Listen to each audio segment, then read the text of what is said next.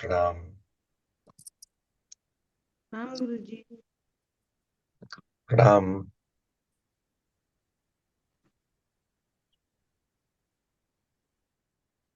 आप सभी लोगों का स्वागत है आज के सत्र में। आप सभी का अभिनंदन वंदन।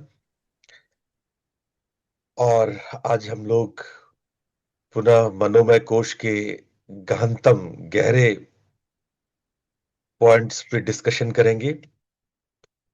ये डिस्कशन न सिर्फ आपके बहुत सारे उलझनों को, प्रश्नों को शांत करेगा, बल्कि आपके शास्त्र के अध्ययन का आधार बनाएगा।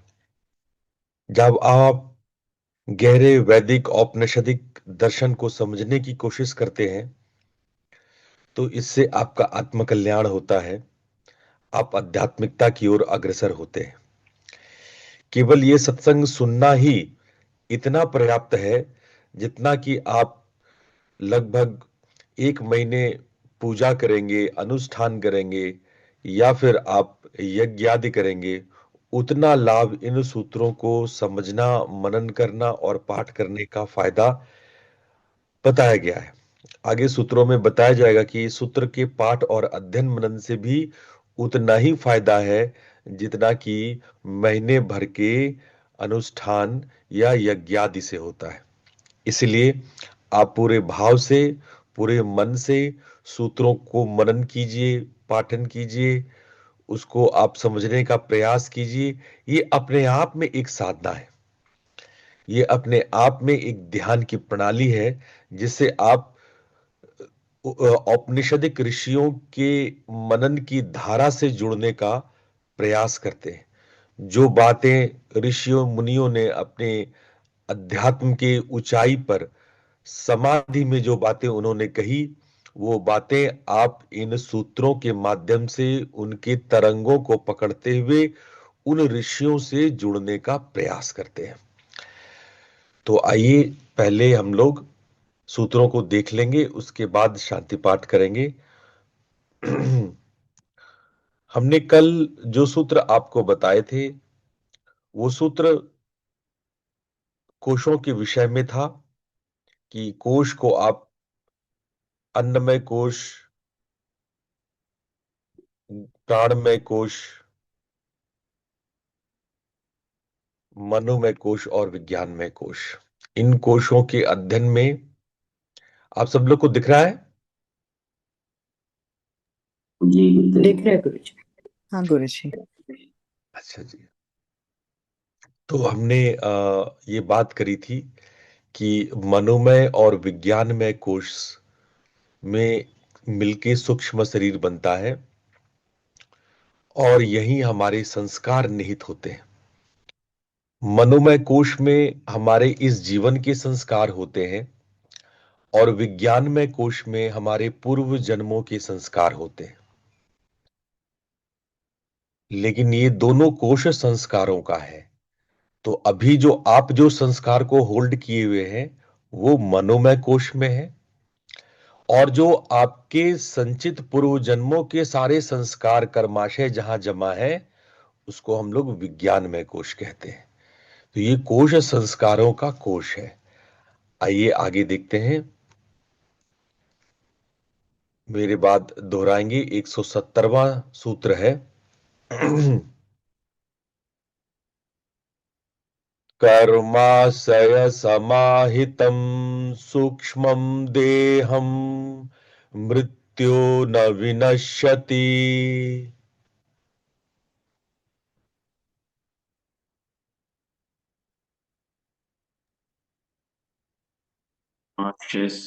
सहितं सूक्ष्मदेह कृत्यो न विन्दति। कर्म समितं सूक्ष्मदेह कृत्यो न विन्दति। कर्माशय महितं सूक्ष्मदेह कृत्यो न विन्दति। देखिए, इस महान औपनिषदिक सूत्र में जो बातें कही गई है उसको हम लोग समझते हैं, ऋषियों के तार से तार मिलाते हैं। कर्माशय समाहितम सूक्ष्मं देहम। कर्माशय का अर्थ है जहां हमारे कर्म जमा होते हैं। वो तालाब, वो हौज, जो भी आप नाम दे दीजिए, वो आशय जहां पर कर्म जाकर के जमा होता है। कर्माशय समाहितम सूक्ष्म देहम। और ये आपका जो शरीर है वो कर्माशय के कर्मों से बना हुआ शरीर है, जिसको हम सूक्ष्म शरीर कहते हैं, सूक्ष्म देह कहते हैं। मृत्यु न विनश्यति। मृत्यु भी उसको विनाश नहीं करता है। मृत्यु से विनाश नहीं होता है। वही है जो पुनर्जन्म लेता है। जो स्थूल शरीर है उसको, उसके बारे में हमने क्या पढ़ा था? पंच जो तत्व है उसमें विलीन हो जाता है, पंच तत्वों में विलीन हो जाता है जो स्थूल शरीर होता है। सूक्ष्म शरीर मृत्यु न विनश्यते। मृत्यु उसका विनाश नहीं करती है।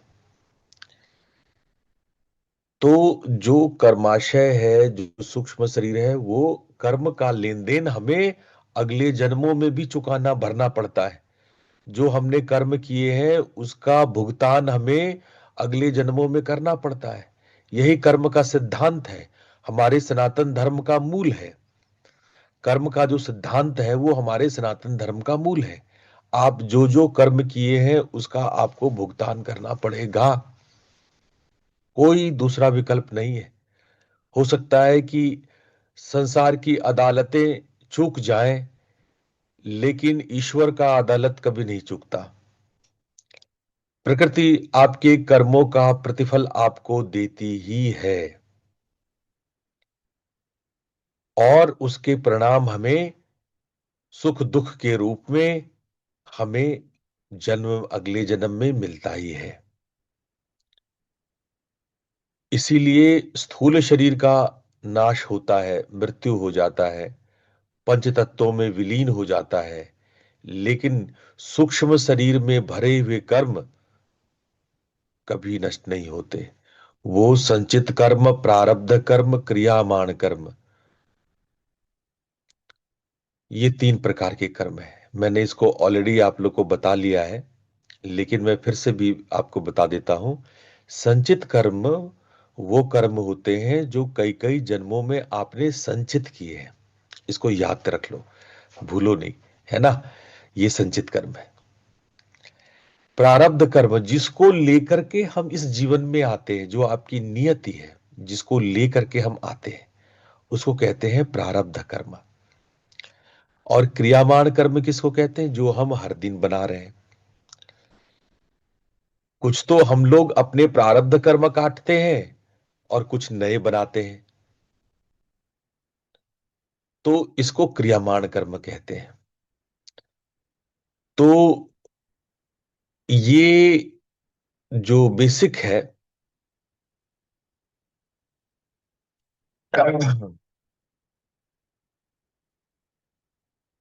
वो हमारे सूक्ष्म देह के साथ बना रहता है। इसीलिए हम, अच्छा, आप कहोगे कि फिर इनसे मुक्ति कैसे होती है? कर्म तो आपने बता दिया कि ये सूक्ष्म शरीर है, चलता रहता है, मरता नहीं है। तो हम मुक्त कैसे होंगे? हम आत्मा कैसे, वापस आत्मा में दृष्टा कैसे होंगे? हम इस शरीर से मुक्त कैसे होंगे? देखो, क्रियामाण कर्म से जब हम अपने जीवन में तपस लाते हैं, क्रिया योग लाते हैं, तपस स्वाध्याय ईश्वर प्रणिधान लाते हैं, यम नियमों का पालन करते हैं, तो हम धीरे धीरे क्रियामाण कर्म से मुक्त होने लगते हैं। यानी नए कर्म नहीं बनाते हैं, प्रारब्ध कर्म काटते हैं। प्रारब्ध कर्म तो काटना ही होता है, जीवन मिला है तो इसको काटना ही पड़ता है। नियति को काटने का कोई तरीका नहीं, जो मिला है उसको झेलना पड़ता है। और आता है संचित कर्म। ये कर्म जिससे कि विज्ञानमय कोश बना है, ये कर्म नष्ट हो सकते हैं, और इसी के नष्ट होने से मुक्ति मिलती है। ये कर्म नष्ट हो सकते हैं। कैसे होता है ये कर्म नष्ट? जब आप ध्यान करते हैं, और ध्यान करते करते आप समाधि को पाते हैं। इसीलिए समाधि कई प्रकार की होती है। एक प्रकार की समाधि होती तो एक बार इन करते चले जाते, नहीं। सविकल्प समाधि, निर्विकल्प समाधि, सविचार समाधि, निर्विचार समाधि, सानंद समाधि, सस्मिता समाधि, सविकल्प समाधि, निर्विकल्प समाधि, ये संप्रज्ञात समाधि, असंप्रज्ञात समाधि, ये कितने समाधियां हैं। ये सारी समाधियां जो है वो धीरे धीरे धीरे धीरे आपके संचित कर्मों का नाश करते हैं। और जिस दिन आप निर्विकल्प समाधि में चले जाते हैं या निर्बीज समाधि में उतर आते हैं, निर्विकल्प और निर्बीज एक ही बात है, ये अब आगे समाधि में बताएंगे, जब समाधि पढ़ाएंगे तब बताएंगे। तो जब आप निर्बीज समाधि को प्राप्त हो जाते हैं, कैवल्य को प्राप्त हो जाते हैं, तब क्या होता है, ये संचित पूरे हो जाते हैं, नष्ट हो जाते हैं। तब सिर्फ इतना काम करना होता है कि प्रारब्ध धीरे धीरे कट जाए और नए कर्म ना बना दो कि फिर से जन्म हो जाए, क्योंकि प्रारब्ध जब तक रहेगा आप जीवित रहेंगे। तो ऐसे संत जो संचित कर्म बना लेते हैं, वो पूरी मिटा देते हैं, वो नया कर्म नहीं बनाना चाहते, वो नहीं चाहते कि मेरा फिर से नया कर्म बन जाए। इतनी मुश्किल से तो हमने संचित मिटाया है, इतनी मुश्किल से तुमने संचित कर्म खत्म किए हैं, अब फिर नया कर्म और बना दे, तो बड़े फूक फूक के कदम रखते हैं। ऐसा ऐसा साधक कोई भी नया कर्म नहीं बनाता है, वो पहले ही सीख लेता है कि नया कर्म कैसे ना बने, क्रियामाण कर्म से जिंदगी बीत जाए, प्रारब्ध कर्म कट जाए, जिंदगी बीत जाए और फिर नया जन्म ना लेना पड़े। आइए अब अगले सूत्र को देखते हैं। अगला सूत्र कहता है, तत सूक्ष्मं देहम प्रारब्ध रूपेण गर्भम प्रविशति।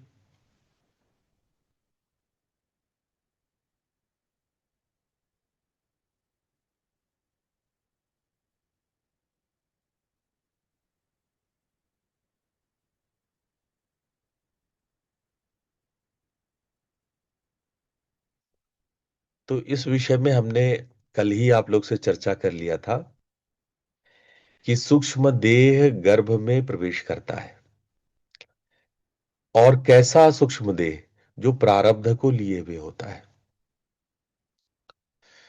जो प्रारब्ध कर्म को लिए हुए होता है, उस प्रारब्ध कर्म को लिए हुए उस सूक्ष्म देह में प्रवेश करता है। बृहदारण्यक उपनिषद में लिखा है, यथा कर्म तथा श्रुतम। जीव अपने कर्म के अनुसार नया शरीर प्राप्त करता है। तो जीव अपने कर्म के अनुसार नया शरीर प्राप्त करता है। तो ये जीव क्या है, सूक्ष्म शरीर, जिसको जीवात्मा कहते हैं। ये आत्मा नहीं है, आत्मा गर्भ में प्रवेश नहीं करता है। ये जो एक कंफ्यूजन है सूक्ष्म शरीर और आत्मा का, वो आप समझ लो। जब हम सूक्ष्म शरीर का प्रवेश कर रहे हैं तो इसका मतलब आत्मा प्रवेश नहीं करता है, आत्मा तो सर्वत्र है ही। आत्मा ऐसा विषय नहीं है कि वो किसी में प्रवेश करे कहीं से निकल जाए, आप मर गए आपकी आत्मा निकल जाती है। ये बोलचाल में हम कह देते हैं, आत्मा नहीं निकलती है, जीवात्मा निकलती है, जिसको सूक्ष्म शरीर कहते हैं। आत्मा अलग विषय है। एक बार हमारे गुरुजी महाराज से किसी ने पूछ लिया कि गुरुजी, आत्मा का वास कहाँ है, हमारे शरीर में आत्मा कहाँ रहता है, हृदय में रहता है, चिदाकाश में रहता है, कहाँ रहता है आत्मा, आत्मा का वास कहाँ होता है। गुरुजी महाराज ने बड़ा सुंदर उसका उत्तर दिया। कहा कि नहीं बच्चा, आत्मा हम में नहीं रहता है, हम आत्मा में रहते हैं। आत्मा सर्वत्र है, आत्मा ही है। हम ही आत्मा में जन्म लेते हैं, आत्मा में मर जाते हैं। आत्मा का ना जन्म होता है ना मृत्यु होता है। आत्मा आत्मा ही है, आत्मा की ही सत्ता है। दूसरी दूसरी सत्ता माया है, वो जन्म लेती है मरती है, वो शरीर है। जो दूसरी सत्ता है वो शरीर है, वो संसार है। जैसे कोई मछली पूछ ले कि बताओ पानी कहाँ है, समुद्र का कोई मछली किसी से पूछ ले कि बताओ पानी कहाँ है, तो तुम क्या उत्तर दोगे? पानी। पानी में तुम पैदा लेते हो, पानी में ही मर जाते हो। जो चारों ओर तुम्हें दिख रहा है ना, पानी ही है। जो है वो पानी ही है। उसी तरह से तुम जो समुद्री मछली हो, सिर्फ पानी ही है। पानी में ही जन्म लेते हो, पानी में ही मरते हो। पूछते हो आत्मा कहाँ है? आत्मा ही है। तुम पूछो कि आत्मा में हम कहाँ रहते हैं गुरुजी? आत्मा में तुम पैदा लेते हो, आत्मा में तुम मरते हो। आत्मा जन्म मरण नहीं होता। आत्मा का, आत्मा का बंधन मोक्ष नहीं होता है। वो तुम्हारा होता है। तुम शरीर हो। तुम अपने आप को स्थूल शरीर के रूप में देखते हो। मैं आप लोगों को बता रहा हूं कि नहीं, सूक्ष्म शरीर भी होता है। आगे कारण भी बताऊंगा, कारण शरीर भी बताऊंगा। तो तुम जो जानते हो सूक्ष्म, वो शरीर ही है। आत्मा को तो पता ही नहीं है ना? तो जो जन्म लेता है वो सूक्ष्म शरीर लेता है। अपने प्रारब्ध को लेकर के गर्भ में प्रवेश होता है। ठीक है। आगे चलते हैं। मेरे पीछे दोहराना। चेतना संक्रमेण एव पुनर्जन्मस्य प्रवृत्तिः। चेतना संक्रमणेन एव पुनर्जन्मस्य प्रवृत्तिः। चेतना संक्रमणेन एव पुनर्जन्मस्य प्रवृत्तिः। ये बहुत प्यारी बात है कि चेतना का संक्रमण से पुनर्जन्म की प्रक्रिया संपन्न होती है। अब तीन बातें हो गई। एक तो गर्भस्थ शिशु, जो फीटस है, जिसको मां बाप ने उत्पन्न किया है, जो अन्नमय कोश और प्राणमय कोश से बना हुआ शरीर है, ये मां बाप ने पैदा किया। ठीक है, ये एम्ब्रायो बना। अब इसमें संस्कार रूपी सूक्ष्म शरीर तीसरे महीने प्रवेश कर गया। इसके अलावा सूत्र तीसरी बात कहता है, चेतना संक्रमेण। चेतना का संक्रमण होता है, यानी उससे एक और तीसरी चीज जुड़ती है, वो है चेतना। जब शिशु गर्भ में उत्पन्न होता है तो सर्वप्रथम चेतना का संक्रमण होता है। और चेतना के संक्रमण के बाद ही अन्य शरीर, चाहे वो स्थूल शरीर हो और बाद में सूक्ष्म शरीर हो, ये जुड़ता है।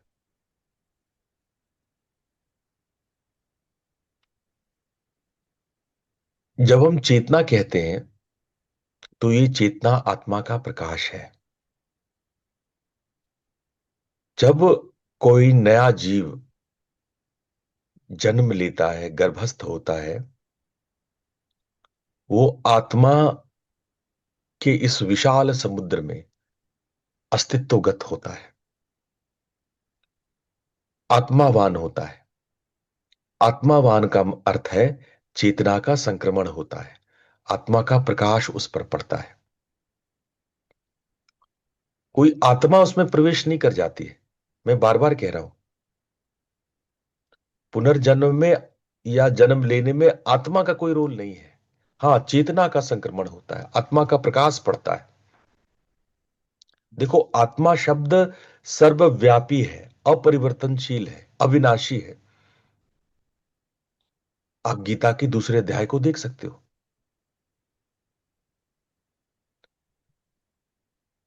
पुनर्जन्म के वक्त ऐसा नहीं है कि कोई आत्मा प्रवेश करना या निकलना। हां, उसके प्रकाश का संक्रमण होता है। तो क्या है जो मूव करता है? क्या है जो बड़ा हो जाता है, छोटे से बड़ा होना शुरू होता है? आत्मा का विस्तार नहीं होता है। ऐसा नहीं कि पहले गर्भ में छोटी सी आत्मा होती है, थोड़ी बड़ी बड़ी आत्मा ऐसा नहीं होता है। आत्मा वही है, चाहे वो 1 साल का बच्चा हो, चाहे 80 साल का कोई व्यक्ति हो। आत्मा बड़ा छोटा नहीं होता है, आत्मा बूढ़ा नहीं होता है, आत्मा का उम्र नहीं होता है। आत्मा सर्वत्र है, सर्वव्यापी है। आत्मा ही है, आत्मसत्ता ही है। तो क्या चलता है? आपका शरीर का उम्र बढ़ता है, आपका मन, आपका प्राण, आपके कर्म, आपके संस्कार, ये जो स्थूल सूक्ष्म शरीर है, उसका विकास होता है। वो बढ़ता है, घटता है, मरता है, बूढ़ा होता है, जन्मता है, फिर मरता है, फिर जन्मता है, फिर मरता है। आवागमन इन शरीरों का होता है। गीता में कहा गया है, आत्मा न जायते न म्रियते। जब आत्मा का न जन्म होता है न मृत्यु होता है, तो संसार चक्र चलता कैसे है? सूक्ष्म और स्थूल शरीर से। ये शरीर से, संसार शरीर है। जैसे हम ये शरीर धारण करते हैं, ब्रह्मांड संसार को धारण करता है। तो शरीर या हो संसार, ये देह है। तो दो सत्ता सांख्य मानता है, एक देह और एक आत्मा, जिसको प्रकृति और पुरुष कहा जाता है। ये दो अलग अलग सत्ता। किसी वजह से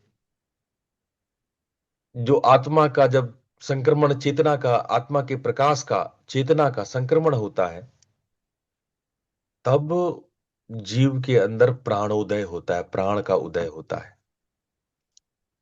जिसको हम जीवात्मा कहते हैं। वो स्थूल सूक्ष्म और कारण शरीर को लिए हुए होता है। इसी को, इसी चेतना के संक्रमण को पुनर्जन्म कहते हैं। ठीक है। अब आओ, ये सारी बातें समझ में आ गया? किसी को कोई दिक्कत तो नहीं है? कोई प्रश्न तो नहीं है? कोई प्रश्न उठता हो तो पूछ लो, क्योंकि फिर अब हम लोग अगले सूत्र में जाएंगे, जो मल के बारे में बताया जा रहा है। मल कितने प्रकार के होते हैं? देखो, आत्मा समझ, अभी आत्मा छोड़ दो, बाद में समझेंगे। आत्मा समझने का विषय भी नहीं है। शरीर, आत्मा और शरीर दो अलग अलग बात है, एकदम मोटे मोटे लेमन लैंग्वेज में। आत्मा और शरीर ये दो अलग अलग बात है। आत्मा भी रहने दो, उस पर विचार नहीं करते हैं, बाद में विचार करेंगे। शरीर, शरीर, स्थूल शरीर, सूक्ष्म शरीर, कारण शरीर। स्थूल शरीर में दो कोश हो गए, अन्नमय कोश, प्राणमय कोश, जिसको हम लोगों ने खूब डिटेल में अध्ययन किया। सूक्ष्म शरीर में दो कोश हुए, मनोमय कोश और विज्ञानमय कोश। मनोमय कोश पढ़ रहे हैं, आगे विज्ञानमय कोश भी अध्ययन करेंगे। कारण शरीर में आगे इसको देखेंगे। तो ये तीन प्रकार के शरीर। अब इन शरीर के भीतर मल को समझो।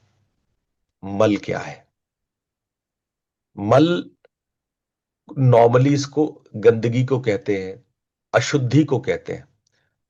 आइए सूत्र में देखते हैं मल किसको कहा गया है।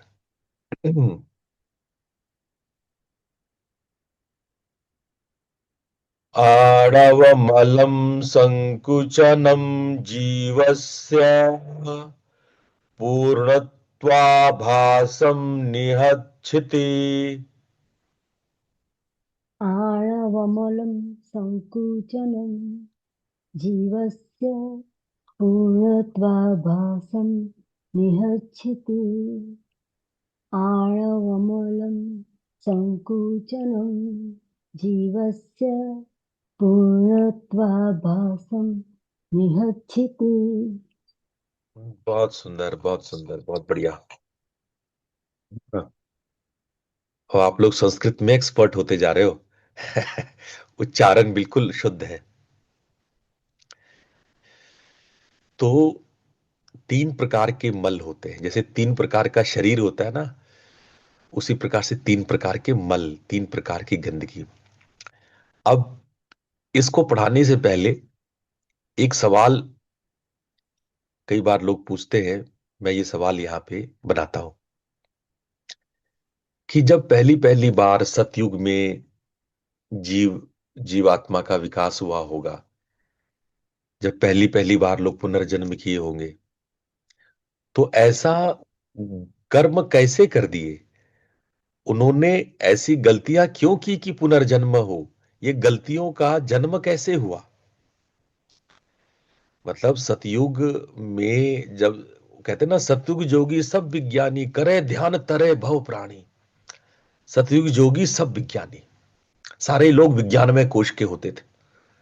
सतयुग जोगी सब विज्ञानी करे ध्यान तरे भव प्राणी, ध्यान करते थे पार हो जाते थे, इसीलिए उसको सतयुग कहा जाता है। पहली पहली बार मनुष्यता पैदा हुई है, पहली पहली बार तो लोग इतने आध्यात्मिक हुआ करते थे कि करे ध्यान एक बार ध्यान करते थे और तर जाते थे, भवसागर को पार कर लेते थे। तो ऐसा कैसे हो गया कि मनुष्यता का स्तर गिरने लगा, हम कम आध्यात्मिक होने लगे, हम लोग हर पुनर्जन्म में पुनर्जन्म होते होते होते हमारा स्तर ऐसे कलयुग में डाउन होता चला गया। आता है मन में कोई प्रश्न, है ना, ये प्रश्न बनता है ना कि क्यों नीचे गिर गया इंसान।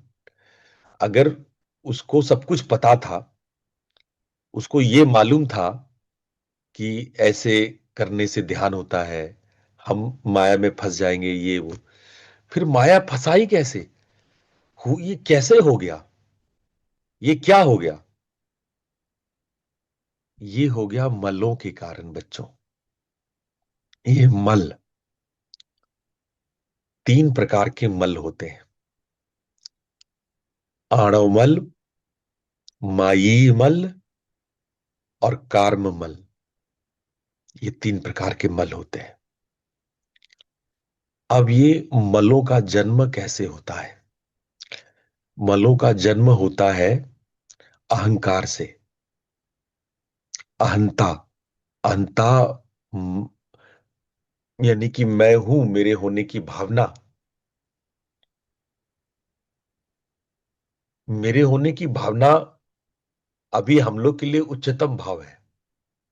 अभी हम नहीं पता हम मैं कौन हूं, अभी हम सबको नहीं पता हम कौन है। लेकिन जब सतयुग में सबको पता था, जब सब लोग ये जानते थे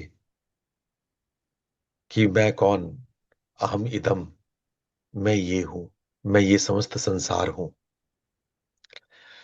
संसार की ओर उनका ध्यान देना, संसार की ओर उनका फोकस होना,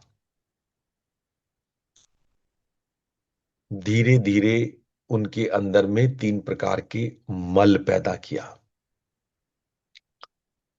यदि केवल अहम में होते कि मैं और इस मेरे का होना, तब तो ठीक था।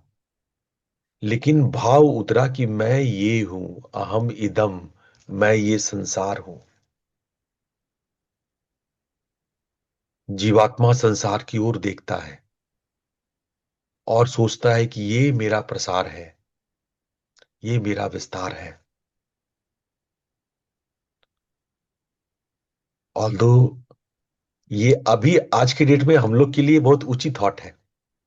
आज आज की डेट में तो हमको ये भी नहीं पता कि हम संसार है। आपको तो लगता है कि हम ये देह है, हम ये शरीर है। लेकिन सतयुग में ऐसा नहीं था। सतयुग में हर प्राणी ये मानता था कि हम संसार है। और कलयुग में ये आभास रह गया कि हम ये देह है, और देह में भी स्थूल देह, सूक्ष्म और कारण का तो पता ही नहीं है। तो परमात्मीय भाव था कि मैं अहम यानी शिव, अहम यानी ब्रह्म, अहम अस्मि, मैं हूं, अहम ब्रह्मास्मि, मैं ब्रह्म हूं, इस भाव से बदल करके सतयुग में अहम ब्रह्म अस्मि, अहम अस्मि, अहम ब्रह्म अस्मि से बदलकर अहम इदम, मैं ये हूं, मैं ये संसार हूं। ये प्रज्ञा अपराध, अपराध वर्ड तो उचित नहीं है कहना, प्रज्ञा के साथ ये वर्ड जोड़ना ही उचित नहीं है, पर हम ये कह सकते हैं कि यहां पर प्रज्ञा मूल चेतना से विलग हुई। लेकिन तब भी इतना था कि करे ध्यान तरह भव प्राणी, ध्यान करते थे भव पार हो जाते थे। लेकिन चेतना वहां से उतर के अहम अस्मि, अहम ब्रह्म अस्मि, शिवो अहम, वहां से उतर के अहम इदम, मैं ये हूं, मैं ये संसार हूं, ये जगत का विस्तार हूं मैं, मेरे रोम रोम ये वृक्ष, ये पेड़ पौधे, ये जंगल, ये मेरे रोम है, ये मिट्टी, ये पृथ्वी, ये मैं हूं, ये नदियां जो बहती है ये मेरे रुधिर, मेरी नाड़ियां है, मेरे रुधिर मतलब रक्त, रक्त वाहिका है। ऐसा भाव आना कि मैं ही समस्त संसार हूं, ये आपकी अस्मि नीचे हो गई, आपकी अस्मिता नीचे हो गई, परमात्मीय भाव से घट करके आप संसारीय में आ गए। ऑल्दो हमारे लिए, बार बार कह रहे हैं, हमारे लिए ये भी बहुत ऊंचा है, हमारे लिए ये भी समाधि है, लेकिन सतयुग में ऐसा हुआ। उसके बाद त्रेता युग आया। त्रेता युग में हमारा संकुचन कैसे हुआ? धर्म और अधर्म में। मैं धर्म हूं, मेरे जो सारे लक्षण हैं वो धर्म है, और जो अच्छा अच्छा वो मैं, और जो अच्छा नहीं है वो मैं नहीं। ये त्रेता युग, ये और चेतना आपकी डाउन हुई, संकुचित हुई, अपने आप को संकोच की।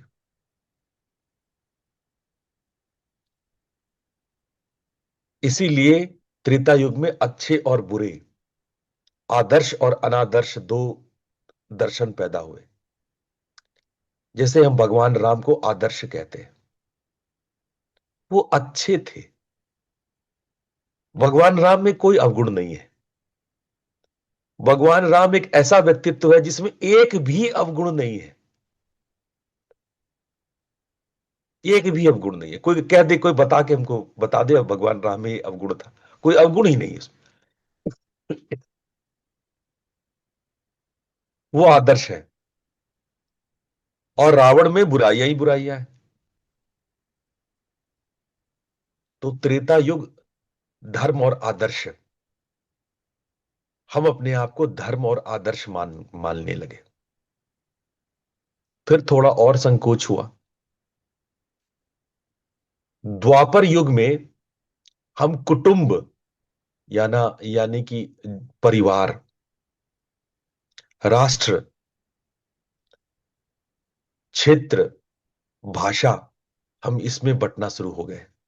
ये द्वापर में शुरू हो गया। द्वापर में गणराज्य बनने लगे। पहले पूरा यूरेशिया भारतवर्ष कहलाता था, अब वो छोटे छोटे गणराज्यों में बदलने लगा, क्षेत्र और भाषा बदलने लगी, और क्षेत्रों के आधार पे लोगों के अपने अपने निहित स्वार्थ होने लगे, आपस में युद्ध होने लगे, और यही युद्ध धीरे धीरे महाभारत हो गया, महाभारत का युद्ध हो गया, जहां लोग अपने छोटे छोटे निहित स्वार्थों में, कुटुंब में, परिवार में, जाति में बंटने लगे थे। लेकिन फिर भी हमारे भीतर धर्म और ईमान की बातें थी, हमारे भीतर नियम और निष्ठा थी। भले ही त्रेता से हम ज्यादा संकुचित हो गए थे, हमारे अंदर बहुत सारी सीमाएं पैदा हो गई थी, भाषा, जाति, कुटुंब, देश, राष्ट्र, व्यक्ति, व्यक्तित्व। लेकिन फिर भी साधना प्रबल थी। बड़े ऊंचे ऊंचे साधक, ऋषिगण पूरे युग को संभाले हुए थे, चाहे वो वेदव्यास जैसे ऋषि हो या भगवान कृष्ण का अवतार हो। द्वापर अपने आप में, अपनी आध्यात्मिकता में अपने शिखर को बनाए रखा। और उसके बाद अभिमन्यु पुत्र परीक्षित से शुरू हुआ कलयुग। इस कलयुग में हम और सिमट गए। इस कलयुग में हम सिमटते सिमटते हमारी, अब हम अपने आप को देखें, हम सब लोग देखें, तो हम लोग अब स्थूल शरीर को ही अपना शरीर मानते हैं। अब कुटुंब परिवार भी अपना न रहा। हम इतने स्वार्थी हो गए। भाई भाई का नहीं, बेटा बाप का नहीं, है ना, पत्नी पति की नहीं। संबंध, आज आज कलयुग के संबंधों को देखो आप, क्या हो गया है ये कलयुग में, संबंधों का कैसा दुर्दशा है। पहले कम से कम कुटुंब परिवार होता था द्वापर में, अब वो भी नहीं है। अब आप नितांत अकेले हो। अब आपका कोई विस्तार नहीं, आप सिर्फ शरीर हो। शरीर की जरूरतें आपकी जरूरतें हैं, मन की इच्छाएं आपका संकल्प है। इतना सिमट के हम रह गए। तो ये जो आप देख रहे हो सिमटाव, ये धीरे धीरे धीरे जो आप संकुचित संकुचित होके संकुचित हो रहे हो, इसको कहते हैं आणव मल। मेरे पीछे बोलो, आणव मल। आणवमल। ये जो ये जो आणव शब्द है, अणु से बना है। अणु का मतलब होता है लघु, छोटा। तो हम लघु होते चले गए, छोटे होते चले गए। हम भूल गए कि हमारा वास्तविक अस्तित्व क्या था। ये जो लघुता है, ये जो संकुचन है, ये जो छोटा होना है, हाँ, उसी को आणव मल कहा जाता है। ठीक है, याद रहेगा। गुड। अब आओ अगला सूत्र देखते हैं। कर्तृत्व भोगतृत्व वासनामयम कार्मिकम मलम।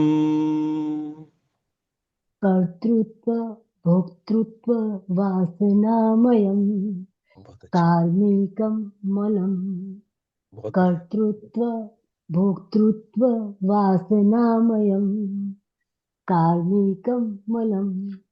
बहुत बढ़िया, बहुत सुंदर, बहुत सुंदर, एकदम शुद्ध उच्चारण। अब अपनी कृपा से। नहीं नहीं, बहुत बढ़िया। आप लोग को इतना अच्छा संस्कृत पढ़ते देख के मेरा एकदम दिल खुश हो जाता है। बहुत बढ़िया, बहुत सुंदर। तो कर्तृत्व और भोक्तृत्व, ये दो शब्द हैं। अब इसको समझो कि ये क्या चीज है। ये समझ गए तो आपको कार्मिक मल समझ में आ जाएगा। जो दूसरा टाइप का मल होता है वो कार्मिक मल होता है। तो कार्मिक मल क्या है? कर्तृत्व और भोक्तृत्व। क्या कर सकते हो, क्या करना है, क्या किया जाता है, जो भी आपका कृत है, जो यानी आप करते हो,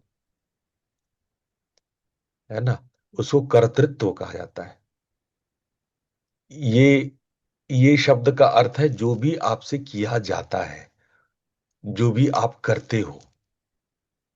भोक्तृत्व, जो भी आप भोगते हो, जो भी आप करते हो, जो भी आप भोगते हो, ये सभी आपका करना और आपका भोगना जब वासनामय होता है तो उसको हम लोग कार्मिक मल कहते हैं। अब ये सारे शब्द का अर्थ समझो। देखो, शब्दों को ठीक ठीक पकड़ लोगे ना तो संस्कृत एकदम आसान हो जाएगा और आपको आपके शास्त्र भी समझ में आएंगे। वासना का अर्थ क्या होता है?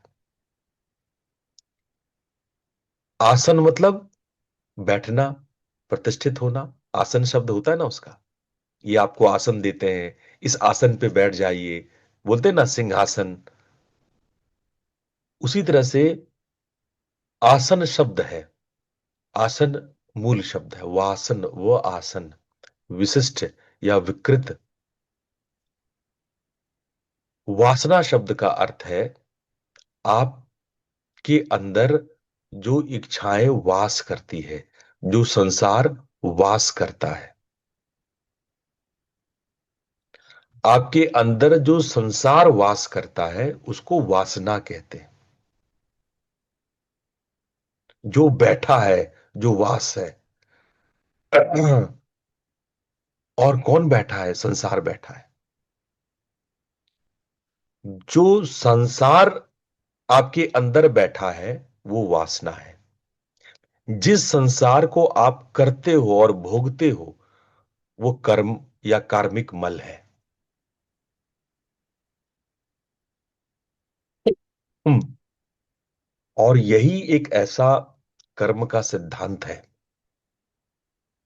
जो अभी हम पिछले सूत्रों में एक्सप्लेन किए। यही सूक्ष्म शरीर बना देता है।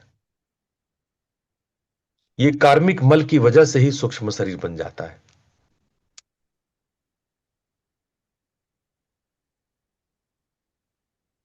सूक्ष्म शरीर का पता या सूक्ष्म शरीर पर जो हमारी चेतना संक्रमित होती है इसी कार्मिक मल।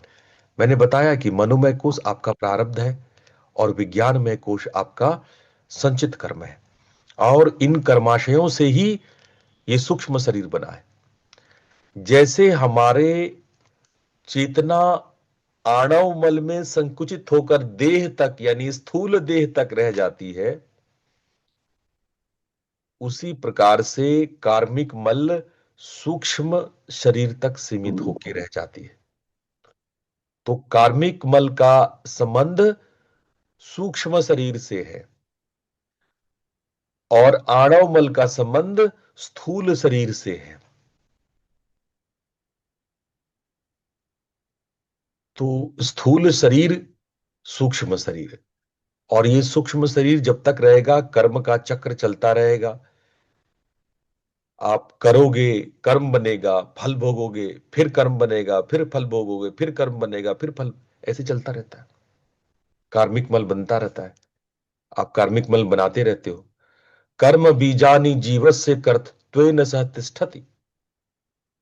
ये मालनी विजय तंत्र में कर्म का बीज पड़ा हुआ है आपके भीतर और उस वजह से आप जो है करे जा रहे हो, करे जा रहे हो। स्पंद कारिका में लिखा है कर्तृत्व भोक्तृत्व स्पंदमय आवरण कार्मिक। यानी करना और भोगना, करना और भोगना, ये स्पंद का आवरण कार्मिक मल कहलाता है और यही जन्मों जन्मों का कारण बनता है। अब आओ तीसरे मल के बारे में। तीसरा मल कारण शरीर से संबंधित है। आओ तीसरे मल के बारे में देखते हैं क्या है।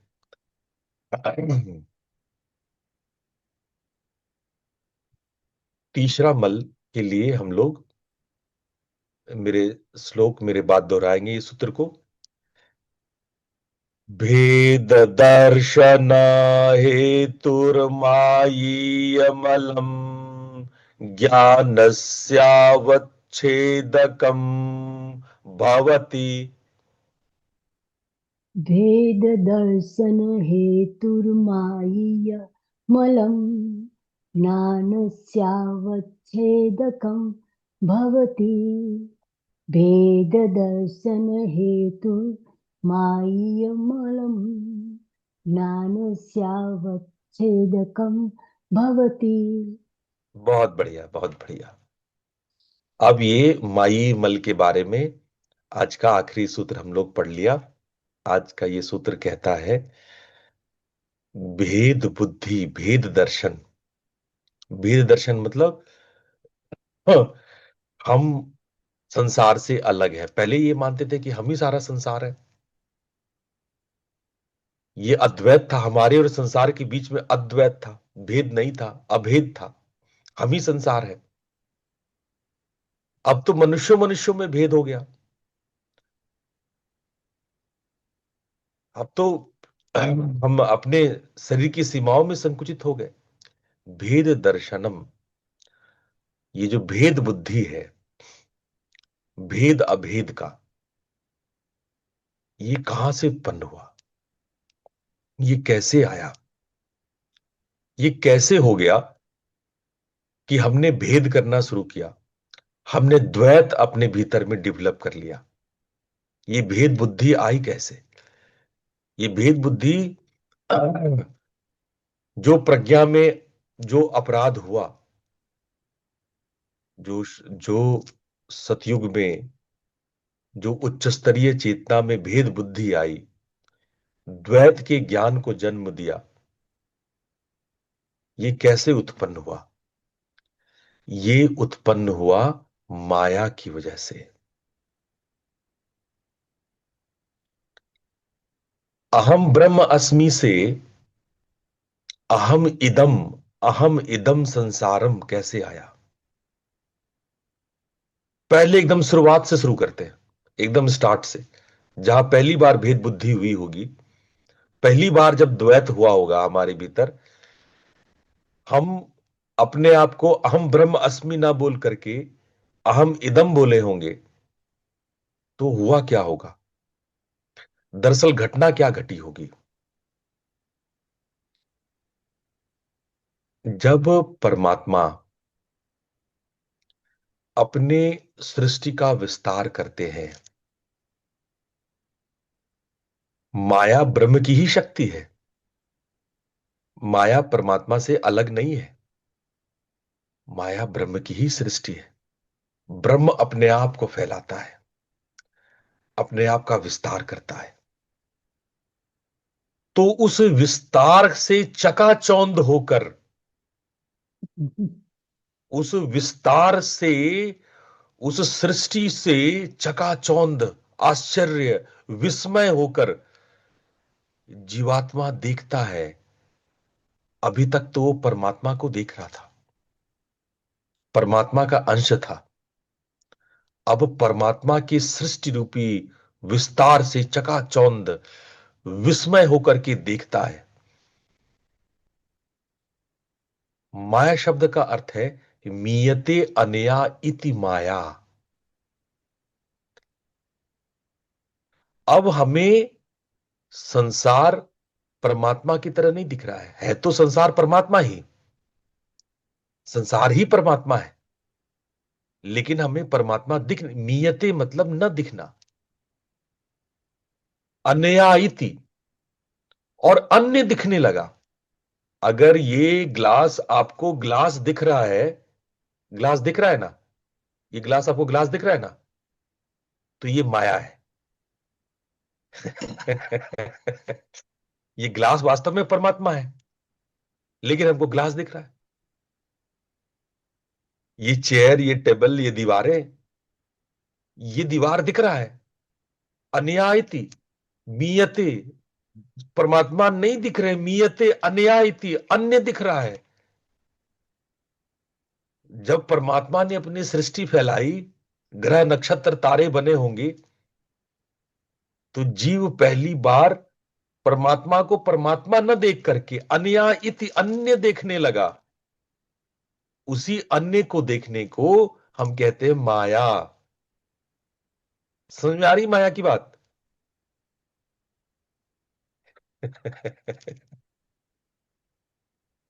इसी तरह से जब हम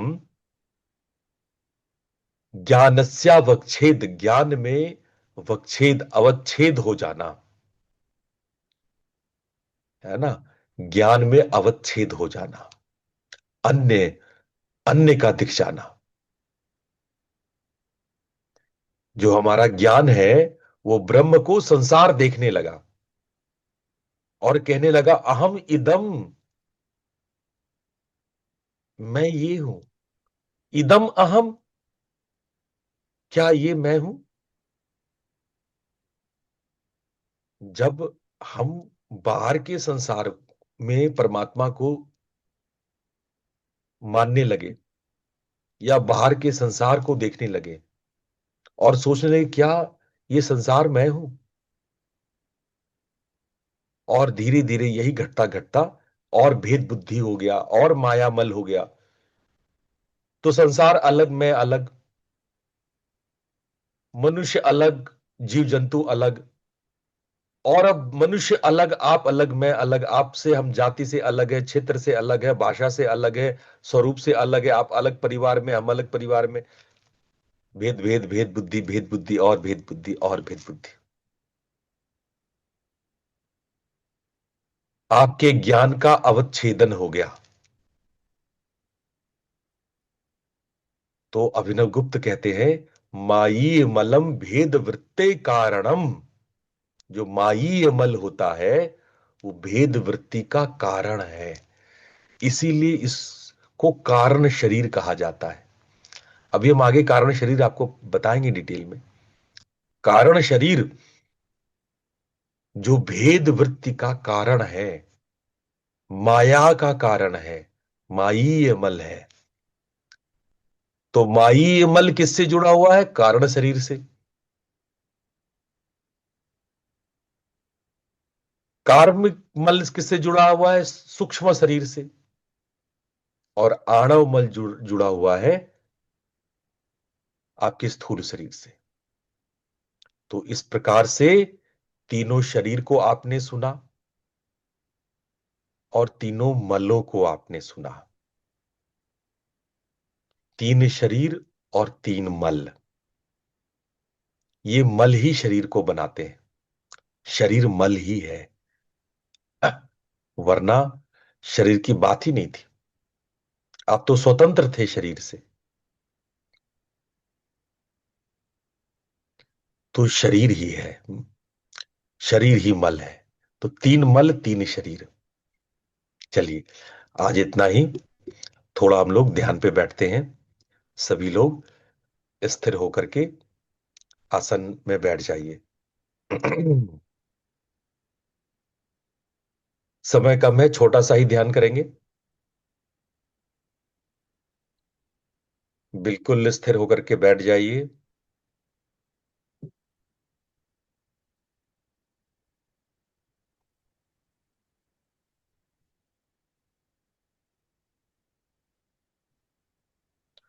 जब ये शरीर बिल्कुल स्थिर हो जाए तो धीरे से अपनी चेतना को अपने श्वास प्रश्वास पे ले आइए।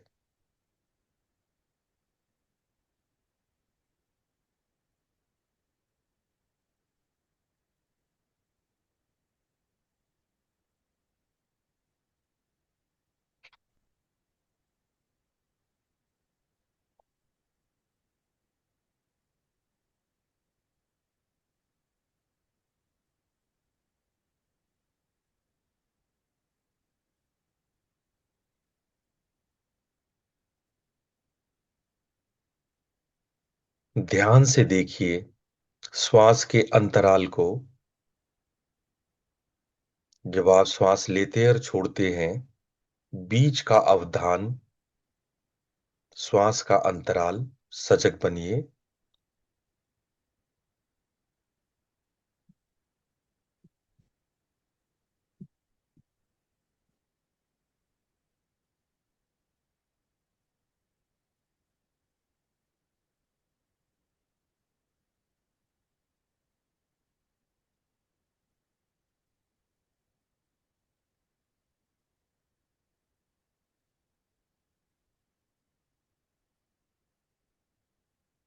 धीरे धीरे आप अपने भीतर प्रवेश करते जा रहे हैं।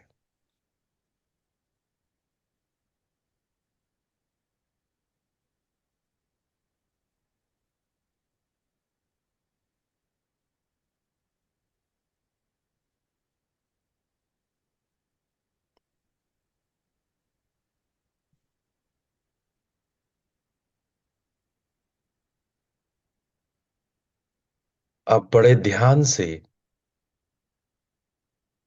सूक्ष्म ध्वनियों को जो आपके भीतर हो रहा है उसको सुनने का प्रयास करें। जैसे आपके हृदय का धड़कन,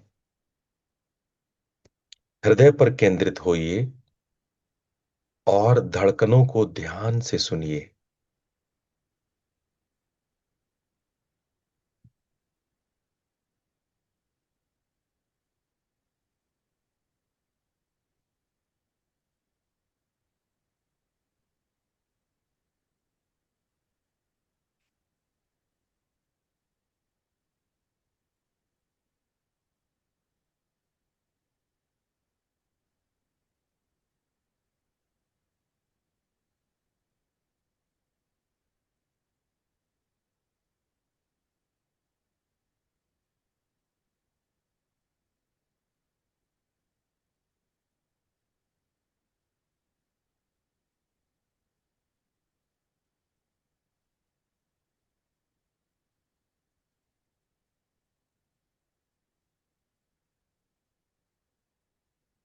आपको अपने मस्तिष्क तरंगों में भी कुछ ध्वनियां सुनाई पड़ेंगी। अगर आप हृदय की धड़कन पर ध्यान देंगे तो आपको कुछ सन्नाटों की आवाजें, जो मस्तिष्क तरंगों की आवाजें हैं, वो सुनाई पड़ेंगी। बड़े ध्यान से एकाग्र होकर के सुने।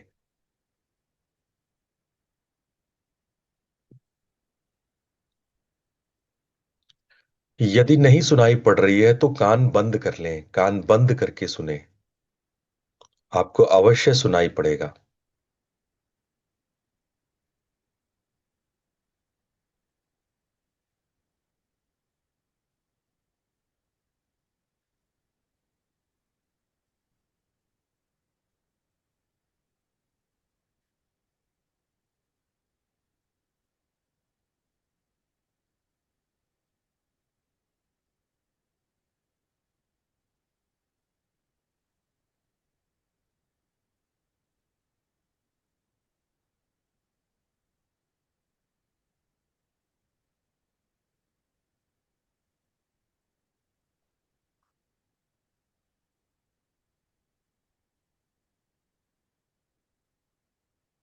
तो अब हम लोग ओम मंत्र का उच्चारण करेंगे। ध्यान रहे, हम लोग 10 बार ओम मंत्र का उच्चारण करेंगे। और जब भी ओम मंत्र का उच्चारण करेंगे उसके बाद थोड़ा थमेंगे, रुकेंगे और भीतर कंपन को और स्पंदन को महसूस करेंगे। फिर अगली बार ओम करेंगे।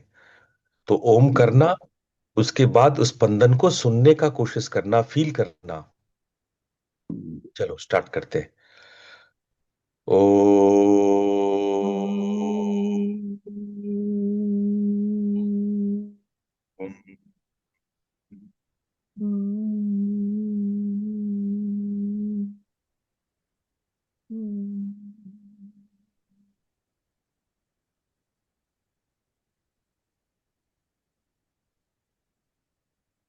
ओ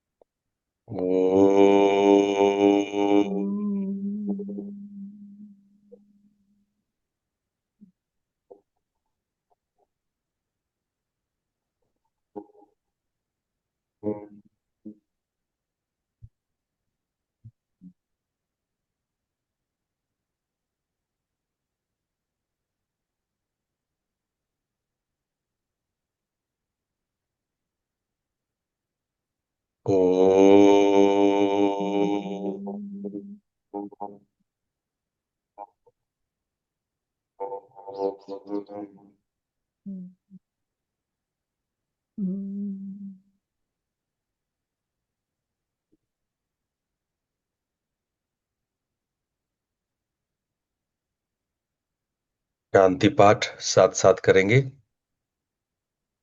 ओम असतो मा सद्गमय तमसो मा ज्योतिर्गमय मृत्योर्मामृतं गमय। ओम शांति शांति शांति। दोनों हथेलियों को आपस में रगड़ते हुए अपनी आंखों पे रखें और धीरे से अपनी आंखें खोल ले। आप सभी लोगों का बहुत बहुत धन्यवाद, प्रणाम। हम लोग कल 7 बजे मिलेंगे, संडे को 7 o'clock। सबको प्रणाम। प्रणाम गुरु जी, धन्यवाद। प्रणाम गुरु प्रणाम गुरु जी, जी। धन्यवाद। प्रणाम गुरु जी। प्रणाम गुरु जी। प्रणाम गुरु जी, धन्यवाद। Thank you.